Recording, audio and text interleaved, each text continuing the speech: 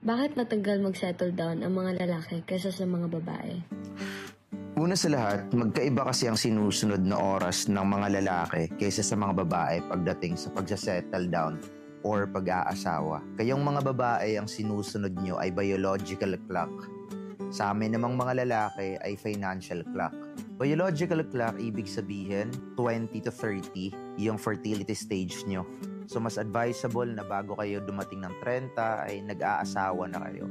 Kasi kapag lumagpas kayo ng 30 at hindi pa kayo nag-asawa, nagdi-decline din yung fertility stage nyo. O lumiliit yung tsansa na magkaanak kayo.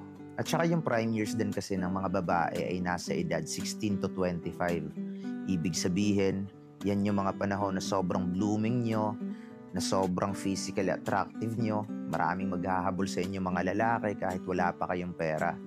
On the other hand, kami namang mga lalaki, yung prime years namin ay nasa edad 30 to 40 years old eh. Kasi sa mga panahon na yan, dyan pa lang kami nagkakaroon ng financial freedom or nagiging financially stable. Ibig sabihin sa mga panahon na yan, kaya na naming bumuhay ng sarili naming pamilya. Men by nature kasi noon pa lang, we are the providers eh. So, kapag responsable ka na tao, ay hindi mo talaga minamadali ang pagsisettle down or pag-aasawa.